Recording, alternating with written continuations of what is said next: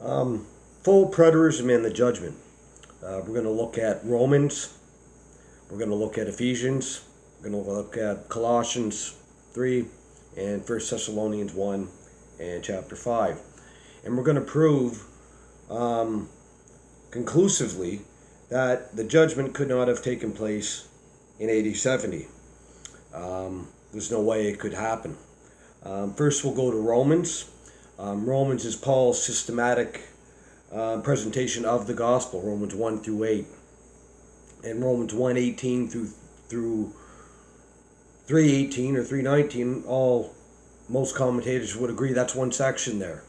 And Paul is speaking about the antediluvians and the Gentiles, the Gentile world, and the Jews, how they're both under God's wrath. Romans 1:18, they're under his wrath, the Gentile world. The Jewish world, Romans 2:5, they're storing up wrath for the day of wrath. Well, Paul speaks of the day of wrath in Thessalonians. He uses that language, wrath, orge.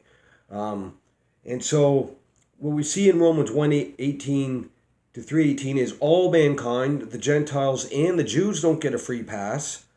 They are also guilty of breaking God's law. So they need what's the answer? Justification. Romans chapter 3, verse 19 through 26. Very clearly, Paul says, okay, you guys are under wrath for the day of wrath. That's the parousia, the day of the Lord. Here is the answer to that, is justification. That dikaio, to justify, to declare righteous, a legal verdict. So it's the last judgment being brought into the here and now. And so that's the solution to the depravity of man, is to be justified by faith, by the gift of faith that Paul speaks of in Romans 3:24, verse 26, and Romans 8. But we also have Ephesians 2, 3. Paul says, among them we too all formerly lived in the lusts of our own flesh, indulging in the desires of the flesh and of the mind, and were by nature children of wrath, even as the rest. By nature, children of wrath. That's original sin, that's depravity. By nature, we're children of wrath, unless we believe the gospel, accept the free gift of righteousness, and we become justified, united to Christ, and we're clothed with his righteousness, his keep doing and dying in our place, his perfect righteousness. And so we are by nature children of wrath. That's everyone who ever lived. I would love to see a full preterist try to narrow Ephesians 2:3 somehow. I don't think that would work. We're by nature children of wrath, orge, God's divine displeasure. But we also have Romans 5:9. It's very clear. Romans 5, 1 through 11 is in the present active indicative, that God looks at the believer. Romans 3 and 4 deals with justification. Romans 5 is the application of justification. God looks at us as we're perfectly righteous as long as we're united to Christ by faith. And in Romans 5:9 he says we are saved from the wrath to come.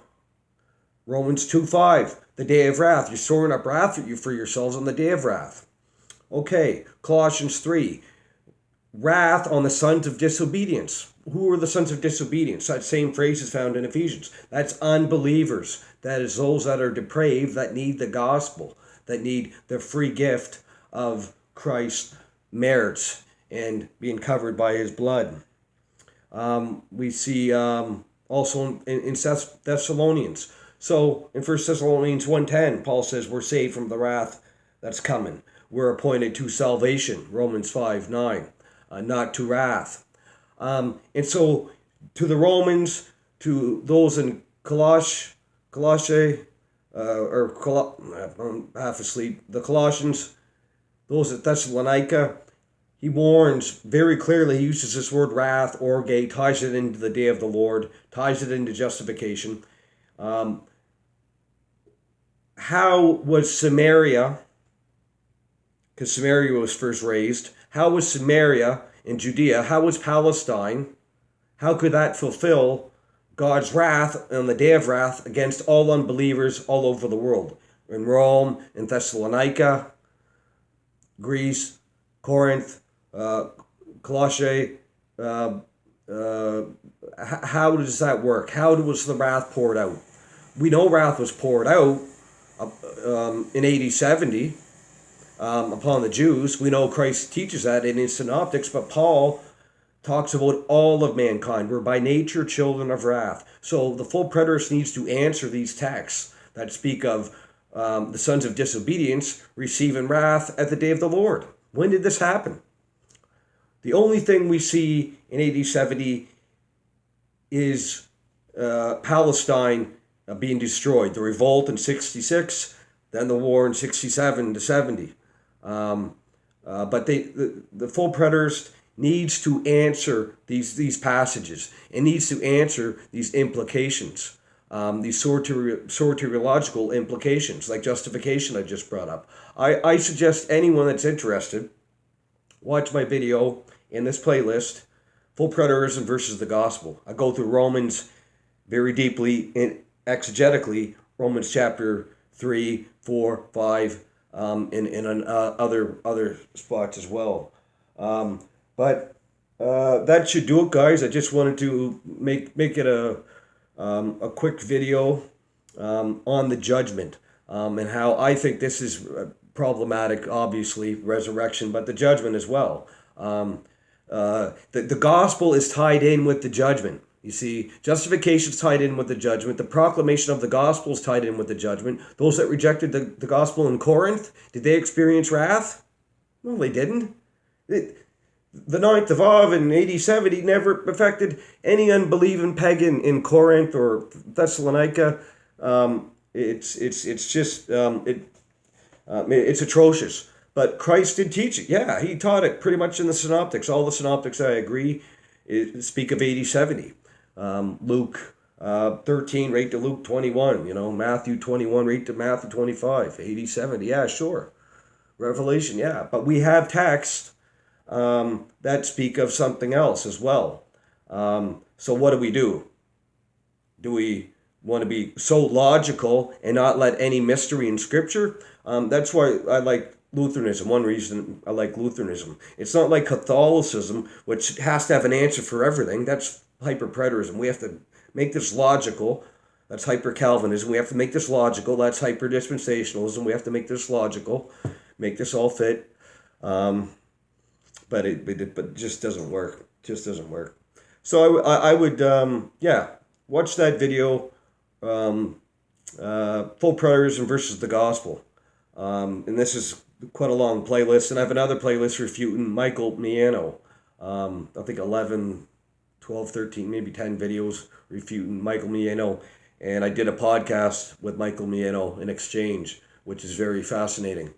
Another one with in this list here, there's another podcast I was on before Michael's, and I was debating a full preterist. I forget his name now. But check them out. Check them out as well. Check out the discussion with Michael Miano, the podcast exchange, and you will see how I develop the argument for the judgment and justification in Romans 3, and how it's inescapable. The implications in sanctification. Like the last video I did, sanctification, glorification. We can get into this. This is just soteriology. This 20 some videos, 25 videos we have here just on soteriology. But full preterism affects ecclesiology, church order, church government. Obviously, it affects protology, how one views Genesis. It affects Christology big time. They're just a mess with Jesus. A lot of those in covenant eschatology. Every branch of theology you can think of.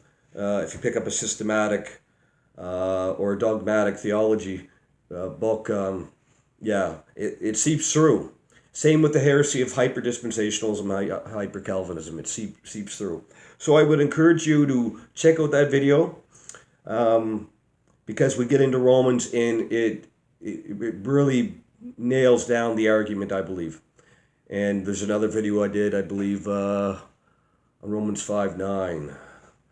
But check out the full preterism versus the gospel and my exchange with Michael Miano, as we discussed that implication argument that I've developed in the past. Okay, thanks a lot, guys. Godspeed.